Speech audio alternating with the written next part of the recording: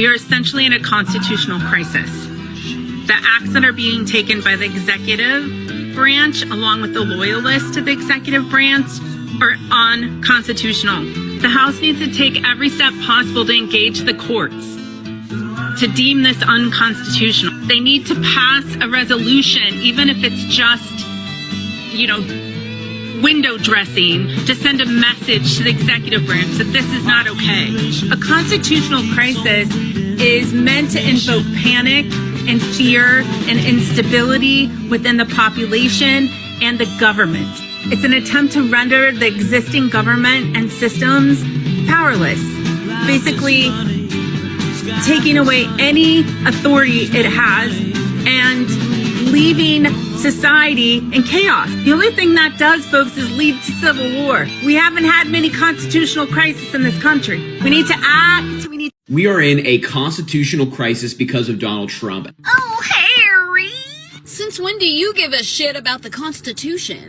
The only people in crisis are you and the Democrats, the loony lefties, the liberals. I haven't seen this many meltdowns since I worked at a daycare here. But us patriots that love America and support Donald Trump, every day is a dream.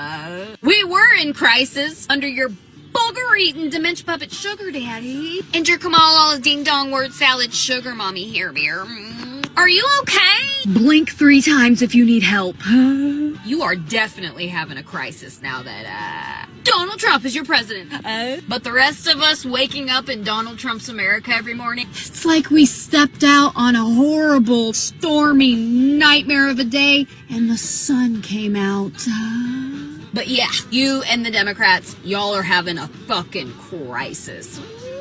I want to be very clear. The New York Times had a front page story, major story, typically, all the law professors in the world, the entire academy, all the law professors think there's a horrible constitutional crisis going on. Of course, they interviewed 3 or 4 left-wing anti-Trump law professors. They didn't introduce anybody who would have a neutral view of the Constitution, and they didn't give their readers an honest assessment of the issue. There is no constitutional crisis. Take it from me. I've been studying the Constitution for close to 70 years now. I know a thing about the Constitution. The United States has a system of checks and balances. That system is designed to prevent constitutional crises. The Democrats are crying wolf. Schumer screaming out there like a mad person about a constitutional crisis. People talking about going to the streets and war. No. Almost from the time the Constitution was written, there have been disagreements, and people keep forgetting the bureaucracy, the alphabet agencies. They are not an independent branch. They are part of the executive, and the executive is the president. Is Trump following the Constitution in 60 seconds? The U.S. Constitution lays out what the president can and cannot do. Article 2 gives the president broad authority over executive actions, like running federal agencies, appointing officials, negotiating treaties, and being the commander-in-chief. But this power is not unlimited. Congress makes the laws, the courts interpret them, and the president enforces them. The media buzzword of the week is non-constitutional, but is Trump ignoring the Constitution? No. The Constitution gives the president discretion over executive action, including how agencies operate and how federal funds are distributed. When activist judges try to micromanage executive authority, presidents like Trump and Biden have historically pushed back. Trump is not overriding the Constitution. He's questioning judicial overreach, which is something that presidents have done before. And let's just quickly backtrack. If you'll remember, during Biden's term, Democrats openly encouraged him to ignore court rulings that they disagreed with, like when a judge blocked an abortion pill ruling and Senator Ron Wyden said to ignore it. Then Representative AOC echoed the same, and that was a direct challenge to the judiciary authority. If Democrats claim that Trump questioning judicial authority is a constitutional crisis, then why wasn't it one when Biden did it? Presidents are not kings, but they do have constitutional leeway in executing the law. Trump is staying within those bounds, just like Biden did.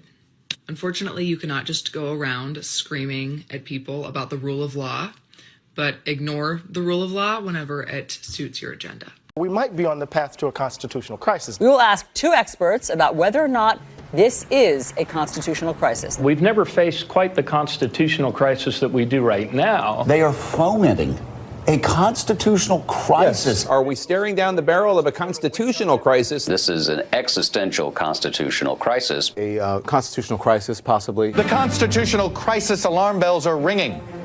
But is anybody listening? We're now like one subway stop from a real constitutional crisis. We are in effect, a constitutional crisis. Constitutional crisis. We're hearing it over and over again. Nancy Pelosi's already said that Donald Trump is unfit for office. She said that he belongs in prison. She says that we're in a constitutional crisis. If that's not enough to begin an impeachment inquiry, then what on earth is? Warnings of an impending constitutional crisis ripped through the nation's capital. There are experts who are saying this is a constitutional crisis. We are at a dangerous time in our history, a constitutional crisis that probably is the most severe moment since the Civil War. New warnings of a constitutional crisis just weeks into Trump's second term. The stage is set for a constitutional crisis. Could this signal the start of a constitutional crisis? Legal experts say our country could be headed toward a constitutional crisis. They're calling this a constitutional crisis. This is a constitutional crisis. I am unapologetic in suggesting we are in a constitutional crisis right now. Are we already in a constitutional crisis?